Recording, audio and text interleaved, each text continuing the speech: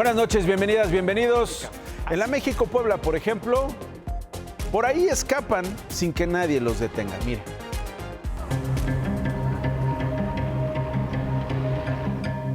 La autopista México-Puebla es una coladera de accesos ilegales, puntos de entrada y salida a lo largo de los más de 160 kilómetros. Algunos son usados por trabajadores y vecinos, otros son vías de escape del crimen organizado. Sí, aquí en la noche ya después está dura, para pasar está dura la delincuencia. Sí, pues es entrada, pueden entrar o salir o hasta la autopista. Kilómetros adelante, en municipios como Xostla, considerado punto rojo, estos accesos clandestinos servían como rutas de huida tras los asaltos con violencia. En este punto, hace poco más de un mes se construyó esta barda que recorre varios kilómetros. Y es que este es uno de los accesos ilegales hacia la autopista México-Puebla. Incluso ya no tiene barra de contención. El objetivo de esta barda es evitar que quienes hacían mal uso de estos accesos puedan entrar o salir hacia la autopista México-Puebla o hacia las poblaciones aledañas. En Huejotzingo, hace años fue retirada parte de la barra de contención del puente hacia el aeropuerto para crear un paso debajo de la pista. Desde el aire, los autos parecen desaparecer, pero en realidad acceden a caminos hacia otras poblaciones. ¿La ruta ideal para quienes buscan escapar? ¿Qué le puedo decir? Son vías de acceso rápidas y fáciles. La noche, por decirlo, ya viniendo de Puebla a las 9, las 10, ha habido casos que les quitan la camioneta, los carros. Tiene todas las vías de acceso para donde quiera. Más ocultos se encuentran estos caminos. En Tlahuapan se esconden tras negocios, bosques y laderas. Son usados por comerciantes, pero están ubicados en lugares estratégicos. Y en Río Frío, algunos caminos llevan décadas ahí. Otros son más recientes, pero todos tienen algo en común. Son salidas de ellos que pues, ya las conocen. Pues nosotros la mera verdad no las conocemos. Sí hay bastantes asaltos.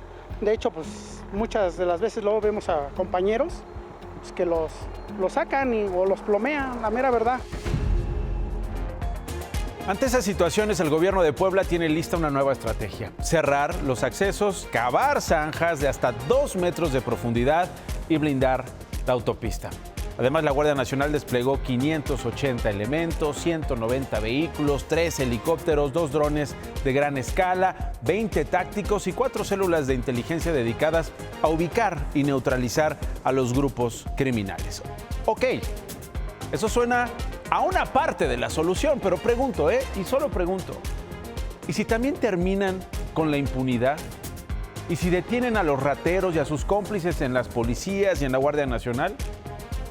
Tal vez eso ayudaría mucho más para que nadie se sienta dueño de la tranquilidad, no solo de transportistas, de usted, turista y vecino, que utiliza todos los días estas carreteras. En otras cosas, hoy la Secretaría de Salud Federal aclaró que la mujer que tuvo una infección de gusano barrenador del ganado no murió por eso, sino por complicaciones debido al cáncer de piel que padecía y que se agravó por el gusano. La mujer vivía en Candelaria, Campeche. No podía moverse o valerse por sí misma y así fue como contrajo la miasis.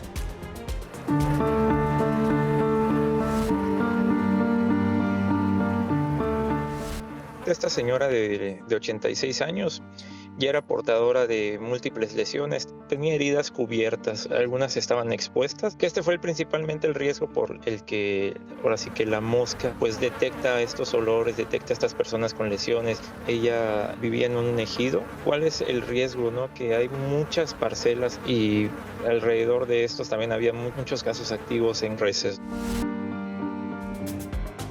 La Secretaría de Salud reportó que hasta el momento han identificado 33 casos de miasis por ganado barrenador, este gusano que obviamente mata a las vacas, al ganado, pero también puede afectar a los humanos.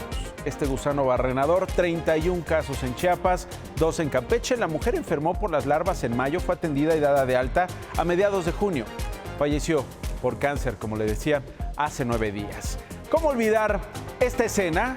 Las redes sociales lograron indignar a un país entero. Esta escena en donde vemos precisamente a Jimena. Jimena, conocida como Lady Racista. El lunes le conté sobre la suspensión condicional del proceso contra ella por el delito de discriminación contra este agente de tránsito que veíamos. Durante la audiencia, Jimena se dirigió a Carlos y a otros policías que estuvieron presentes en el altercado. ¿Qué les dijo? Mire, así fue el momento. Bueno, otra vez, solo quiero ver si me puedo acercar a ustedes para darles la mano y brindarles mi disculpa de corazón. No, solamente ofrezco disculpas. Bueno, les ofrezco mis disculpas y que de verdad me puedan perdonar. ¿Ok? ¿Algo más? Gracias. Y no le dieron la mano. Tengo más. Quédese.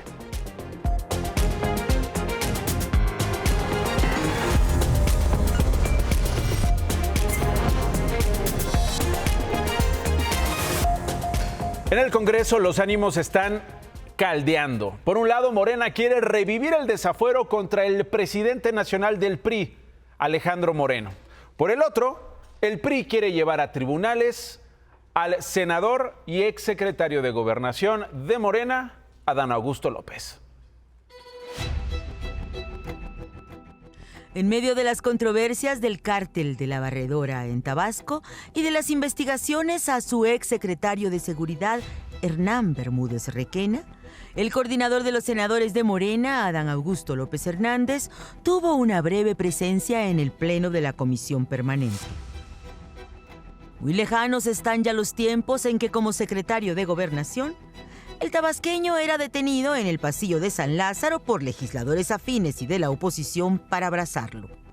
Queda para la historia aquella imagen en que Adán Augusto López y Alejandro Moreno, dirigente del PRI, intercambiaron palmadas y mensajes al oído, una fotografía que hoy fue sepultada por el priista.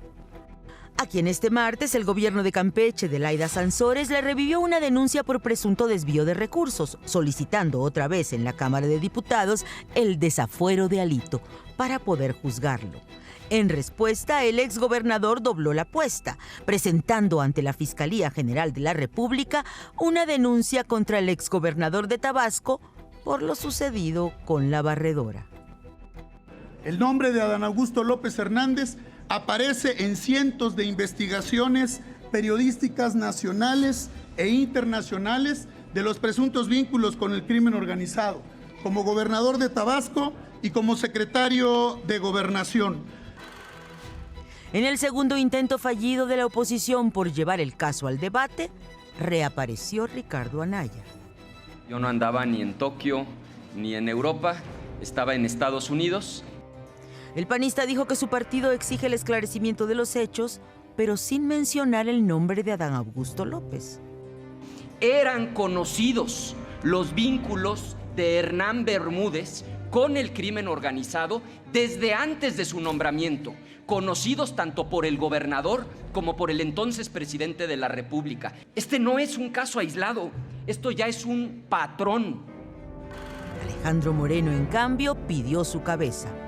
Quiero decirles que presentamos la solicitud de renuncia hace unos momentos para que el senador Adán Augusto López Hernández se separe de su posición en el Senado de la República, renuncie a la Junta de Coordinación Política y que enfrente las acusaciones que tienen, que son gravísimas. Movimiento Ciudadano alegó que la permanencia de Adán Augusto López en el Senado y la mala reputación de sus legisladores es un tema de Morena. La presidenta de la República tratando de jalar la carreta con los bueyes por delante. No somos ni tapadera ni carroñeros. No vamos nosotros a culpar por anticipado a nadie, ni vamos a exonerar a nadie. Pero la única investigación en puerta es la que los diputados emprenderán el viernes para ver si procede esta segunda solicitud del desafuero de Alito, quien se dijo listo para volverles a ganar. Está concluido. Si ellos quieren hacer su show, que se engañen. No tienen nada, no hay nada y les volveré a ganar. El show de vamos tope a donde tope. Parece que fue útil políticamente a Alejandro Moreno en el sexenio pasado, en el de Andrés Manuel López Obrador, con Adán Augusto López como secretario de Gobernación. Hoy, Alejandro Moreno y Adán Augusto no se sueltan, se dan con todo. La Cámara de Diputados, la sección instructora, la que va a decidir el desafuero de Alejandro Moreno, va a revisar este asunto el viernes próximo. Desde el 11 de junio está encarcelado en la prisión militar de Jalisco y vinculado a proceso el general Víctor Hugo Chávez.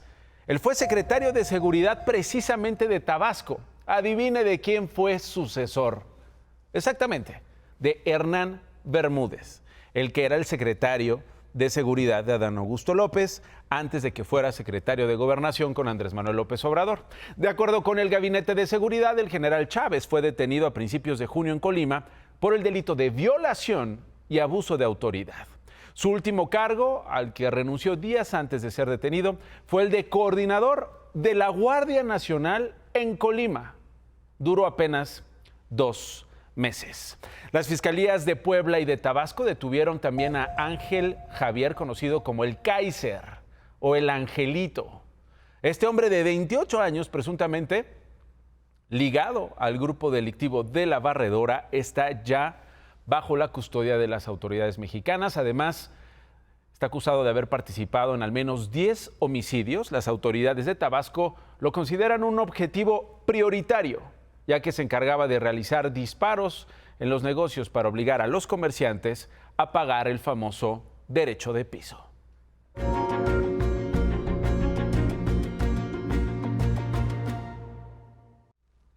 Esta semana en Atizapán, Estado de México, fue asegurada una zona donde presuntamente se practicaban sacrificios de animales.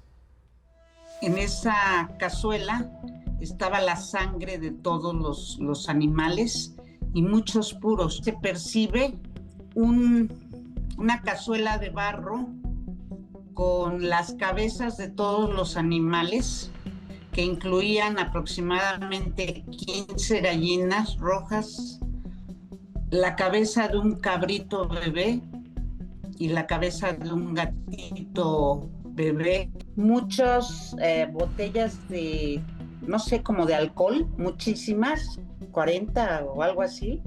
Hace un mes, Jacqueline entró a las cuevas de Alamedas, un lugar conocido por los vecinos de Atizapán, a unos 50 metros del fraccionamiento Las Alamedas, en el Cerro de la Condesa. Hay de 50 metros, de 30, hay una como de 80 metros de profundidad y hay algunas más pequeñas, como de 12, 15 metros. Pero en el caso específico de esta, de la que nosotros le llamamos la Cueva de los Sacrificios, pues debe estar sobre 80 o 100 metros de profundidad, o sea, casi toda una calle. A las 11 de la mañana, Jacqueline vio a 6 sujetos caminar calle arriba con cajas de huevo. Esperó a las 8 de la noche a que se fueran para entrar a las cuevas. Había escuchado a otros vecinos mencionar que dentro practicaban santería. Con lo que vio, lo comprobó. Jacqueline hizo la denuncia y el lugar fue asegurado por la Fiscalía por el posible delito de maltrato animal.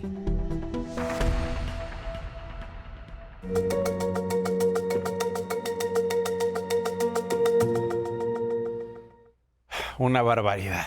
Pero bueno, en otros asuntos, déjeme presentarle a detalle cómo son los sueldos en los hogares mexicanos. Fíjese, según el INEGI, tuvieron un incremento en los ingresos mensuales durante el 2024 comparado con los últimos 2 años del sexenio de Andrés Manuel López Obrador. Levantada cada 2 años, la encuesta nacional de ingresos y gastos de los hogares pone la lupa sobre un tema fundamental para el país, la economía familiar. ¿Cuánto ganan los hogares? ¿En qué lo gastan? ¿Qué peso tienen sus ingresos, los apoyos del gobierno o las remesas del extranjero? La encuesta estima un total de 38.830.000 hogares en México, con un promedio de 3.4 personas por hogar. ¿Cómo se comportan estas familias puertas adentro? Según el estudio, un hogar en el país tiene un ingreso corriente promedio mensual de 25.955 pesos y un gasto corriente de 20.436. El ingreso se compone en su mayoría, 66%, de lo que sus integrantes ganan trabajando y se completa en un segundo lugar por jubilaciones, becas y apoyos del gobierno que representan 18%. Solo los apoyos del gobierno subieron con respecto al 2022, mientras que los ingresos provenientes de otros países, es decir, las remesas, bajaron. En cuanto a los ingresos, ¿en qué se gastan lo que ganan?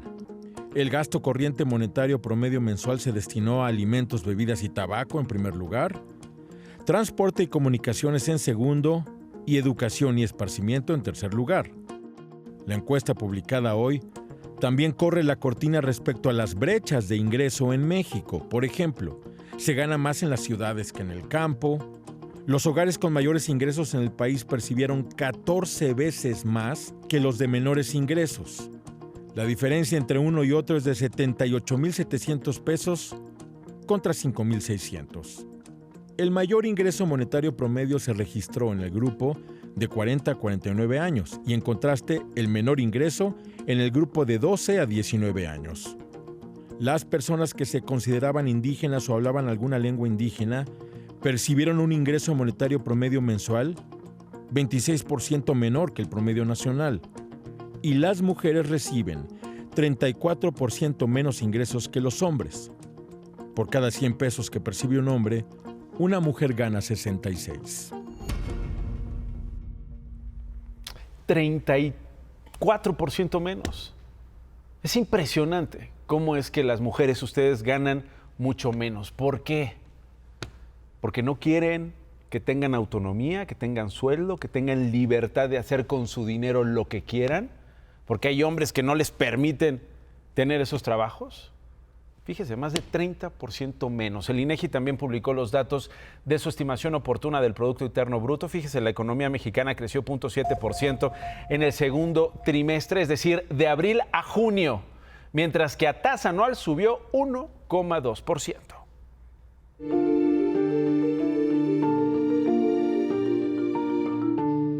Le voy a presentar otra historia de despojo. Esta en Chimalhuacán.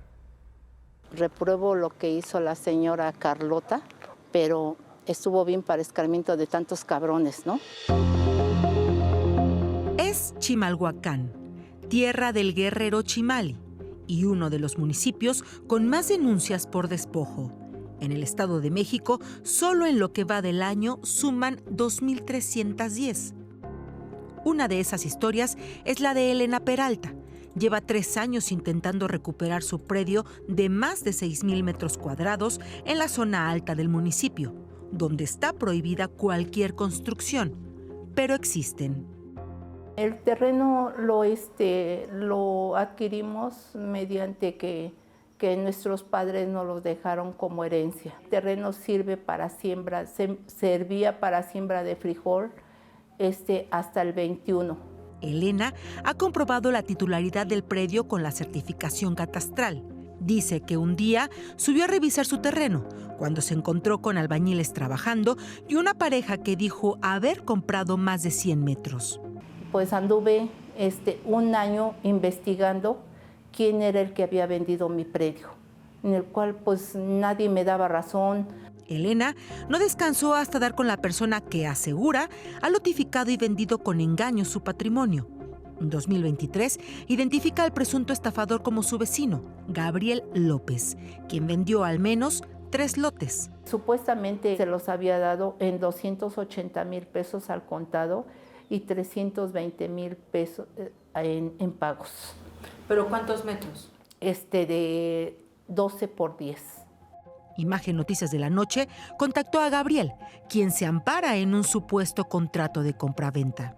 La señora le vende a otra persona, porque yo me acerqué directamente a la señora, pero la señora me dijo, no, yo ya le vendí a este señor. Entonces lo que nosotros hicimos, nos acercamos con el señor y él nos vendió.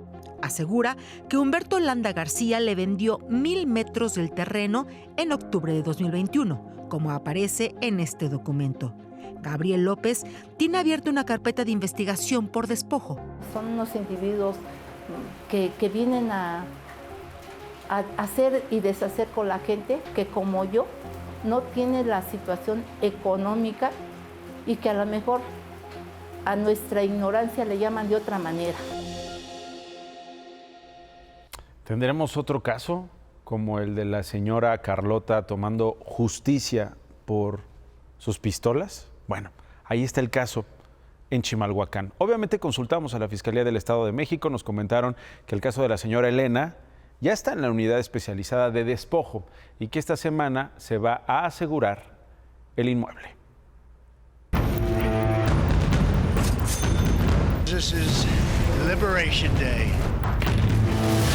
Recargado y con el mundo en contra, Donald Trump dejó claro que sus aranceles son una medida de presión política a otros países. Hoy aumentó a 50% los aranceles contra la mayoría de los productos de Brasil.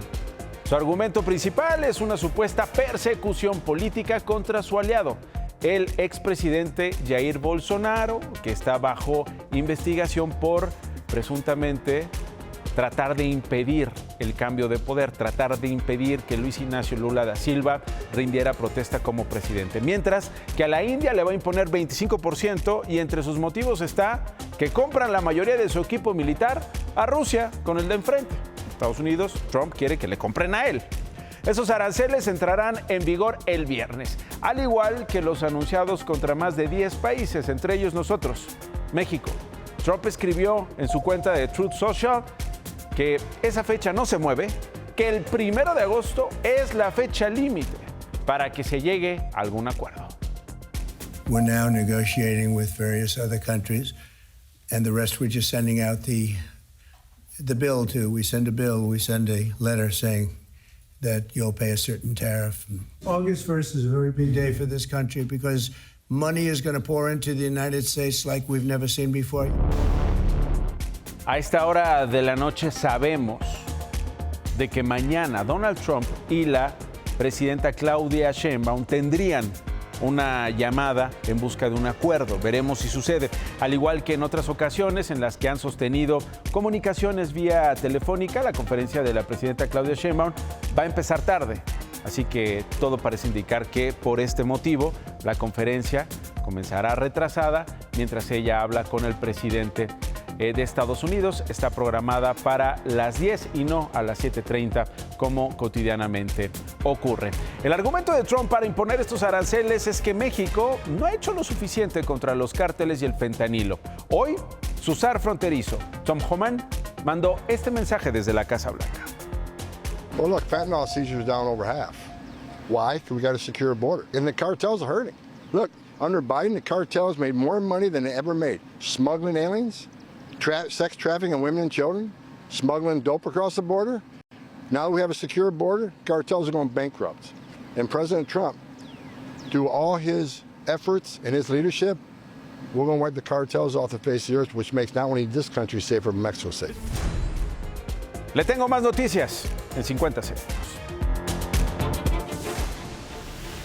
Ricardo Monreal, coordinador de Morena en la Cámara de Diputados, respaldó la propuesta de reforma electoral de la presidenta Claudia Sheinbaum, un día después de haber publicado documentos con observaciones a la iniciativa. La presidenta Claudia Sheinbaum se reunió con el embajador de Estados Unidos, Ronald Johnson, y con los congresistas Donald Bacon y Rohit Khanna en Palacio Nacional para hablar de temas migratorios. El Tribunal Electoral de la Federación determinó devolver el triunfo a 15 candidatos de elección judicial, al considerar que el INE carece de atributos para valorar los requisitos de los candidatos. Benito, el asaltante que presuntamente ejecutó a un cliente afuera de una tienda Oxxo en Monterrey la semana pasada, fue detenido. Personal de la Fiscalía le encontró un arma corta y marihuana. Miles de fans salieron a las calles de Birmingham, en Reino Unido, para despedir a la leyenda Ozzy Osbourne.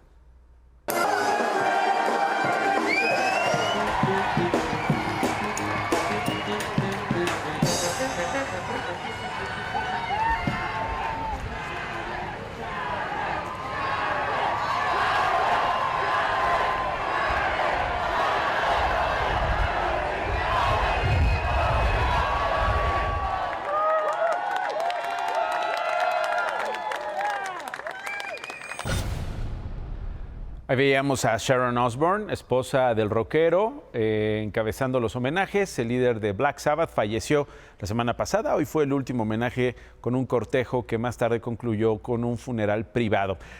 Después de terminar, los restos de Ozzy Osbourne fueron enterrados.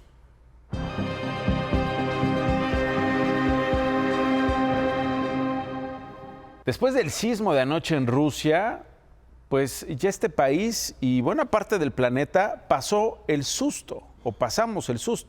A esta hora casi todas las alertas de tsunami en las costas del Océano Pacífico han sido desactivadas.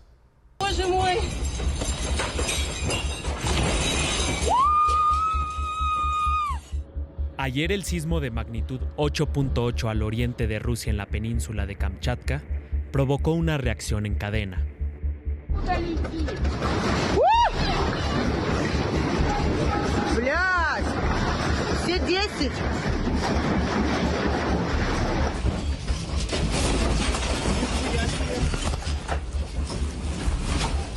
Horas después del terremoto, el volcán Klyuchevskoy respondió con una erupción.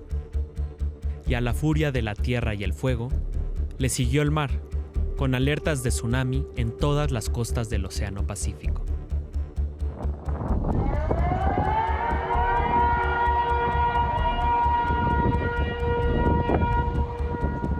En el pueblo costero de Severokuriilsk llegaron olas de hasta 4 metros. La marea subió.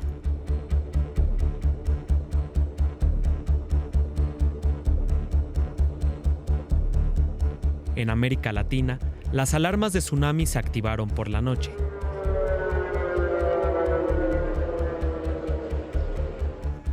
En Chile, se evacuó la isla de Pascua y 1,5 millones de personas en el país. Pero con el paso de las horas, la alerta fue desactivada.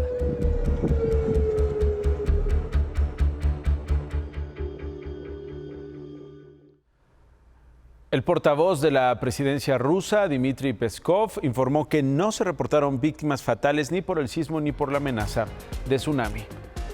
Más en 50. Al menos 8 cuerpos han sido encontrados en fosas clandestinas en Tonalá, Jalisco. El colectivo Guerreros Buscadores dijo que las víctimas tienen de 10 días y hasta 6 meses de haber sido asesinadas. Jorge, entrenador de artes marciales, acusado de abusar sexualmente de una alumna menor de edad en Escobedo, Nuevo León, fue detenido en Saltillo, Coahuila. Las agresiones iniciaron cuando la víctima tenía 11 años. Locatarios de mercados públicos y tianguis cerraron diferentes vialidades en la Ciudad de México para exigir la cancelación de las jornadas de abasto popular. Tras 2 horas, los bloqueos se levantaron sin llegar a un acuerdo con las autoridades. Canadá y Malta se sumaron a Reino Unido y Francia para reconocer al Estado de Palestina en la siguiente Asamblea General de la ONU en septiembre. Esta noche llovió y fuerte en el Valle de México. Hubo inundaciones. ¿Dónde cree? Donde casi siempre, en el oriente, en los límites entre la capital y el Estado de México. Mire, otra vez es la calzada Ignacio Zaragoza. Policías estuvieron allí apoyando a la gente a cruzar las zonas encharcadas y también apoyando a desasolvar. La lluvia también paró el servicio de la línea A del metro desde Peñón Viejo hacia La Paz porque se anegó. También se registraron inundaciones en la calzada Irmita-Iztapalapa y el eje 6. El gobierno de la capital informó que han atendido 31 encharcamientos y 14 árboles caídos. Protección Civil mantiene la alerta naranja por lluvias para 7 alcaldías.